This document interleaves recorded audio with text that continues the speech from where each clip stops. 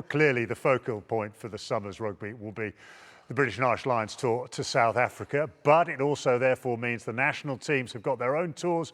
They'll be looking at developing their own players. So we decided to ask these guys, who are the ones to watch as far as Eddie Jones' potential England squad is concerned? Let's have a look at your top 5 players to watch, Lawrence. These are the ones that you've got an eye on. Talk us through who you're thinking about. There is so many players. I've just picked 5 that I think these are all uncapped players.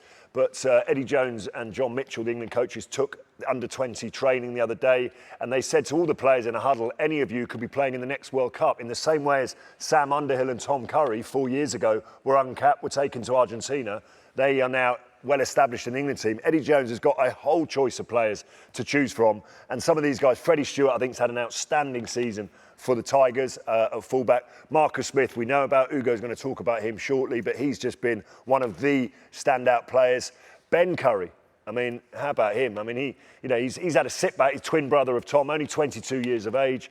His brother's got 33 caps. He was actually picked against Argentina before his brother, and he still hasn't been capped yet, but he's playing very, very well at the moment. Raffi Quirk, again, Harry Randall's probably the number 1 cab off the rank, but, look out for Raffi Quirk playing very, very well indeed, and Charlie Atkinson, who we saw against London Irish. So, so much talent there, all uncapped, and some of them could feature in the next World Cup. Who knows? We'll go through some of those in a little bit more detail. Ugo, let's have a look at your top 5. Likewise, I think you've gone solely for uncapped players. Yeah, just gone for uncapped players. There's a bit of similarity between Lawrence and myself with Raffi Quirk and Marcus Smith, but Tommy Freeman, I think, has just been phenomenal. For Northampton, really taking his chance, so solid in the air, but a great attacking threat. Olly Hassell-Collins, I just love the size of him, his finishing ability, as well as his ability to beat defenders. I mean, slightly tough to not also have Ben Loader in that. And Ollie Slightholme, just like his dad, searing pace, a born out-and-out finisher. So good luck to all of those in upcoming selection. Yes, he's got some skill set as well. Let's have a look at Marcus Smith, though. Talk about Marcus Smith, because, I mean, he seems to have been around a long time, which he has, but we forget, Ugo, still how young he is.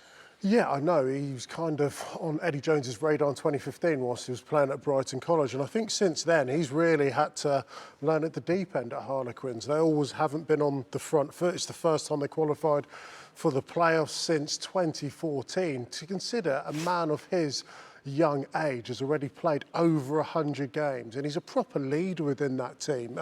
He'll win the Golden Boot. That'll be confirmed next week.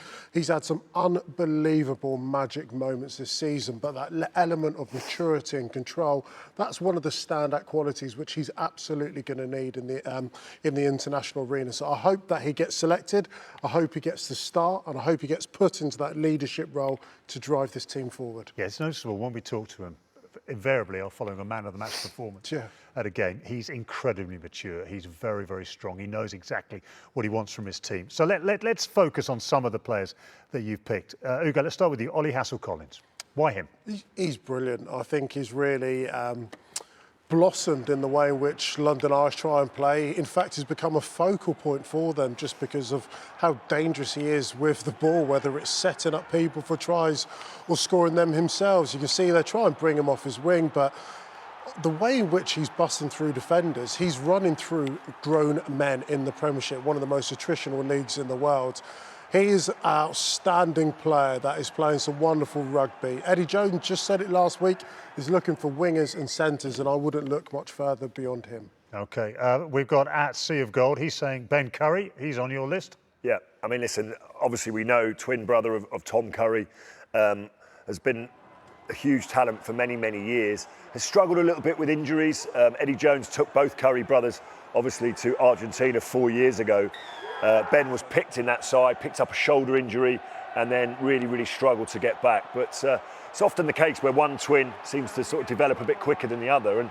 And Tom, his brother, has been sat there, doing, he's got, 33, 34 caps now for England. But I think Ben's time has come. He seems to be having a consistently good run for Sale in the run-up to the playoffs. And I absolutely believe that he'll get picked by Eddie Jones and he's on his radar.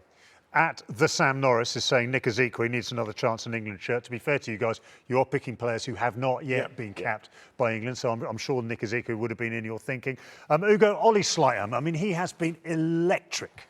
Yeah, what I've liked about Ollie Slightholme and Northampton State is, number one, I think they're the best catch-pass team in the league, and as a winger, that's absolute manna from heaven. But his finishing is remarkable. He's got to be one of the quickest wingers in the Premiership. We've seen him score plenty of tries. I mean, he's making this look so simple. He just beats 4 Worcester players.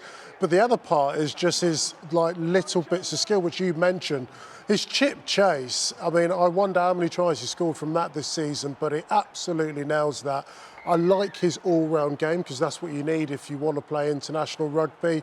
He, for me, needs to be given a shot, along with his teammate Freeman. But yeah, another really young, exciting player that hopefully gets an opportunity this summer. Real hard worker as well, Yeah. and probably got a slightly better skill set.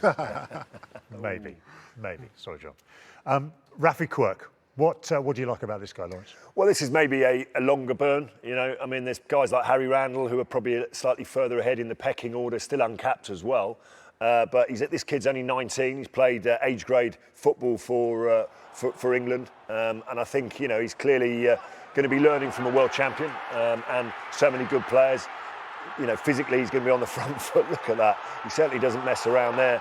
I mean, that's obviously fairly normal standard fare in sail training, just to bosh them away. But he's also got pace, got great vision, and as I said, although he's only 19, he's got all the skills required to really develop very quickly indeed. And as we know, Scrum-half is such a crucial position, and as he's up there with Faf de Klerk, learning all the time. He's one to look out for. We talk about Sam Underhill and Tom Curry being discovered on the last time England toured for Alliance, but that was away against Argentina, a tough place to go. Arguably, this is a softer round of games for England to take on the USA and Canada. So what does Eddie Jones need to see from these players? I think we could almost flip that question. What do the players want to see from Eddie Jones? I think it's a great opportunity to almost wipe the slate clean. They got a lot of criticism about their attack. I think what we've seen in the Gallagher Premiership the last couple of months, I think we've seen a 25% uplift in tries from just before the Six Nations. We're seeing a faster paced game. So I want to see the England style of attack replicate what we're seeing at the moment.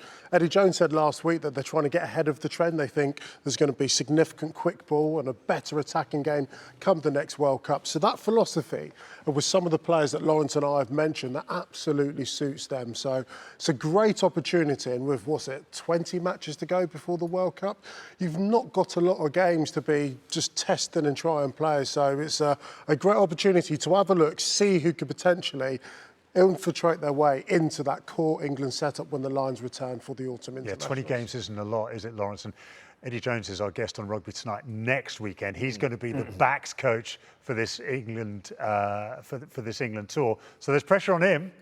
Yeah, there is, and I think, as Ugo said, I think wiping the slate clean.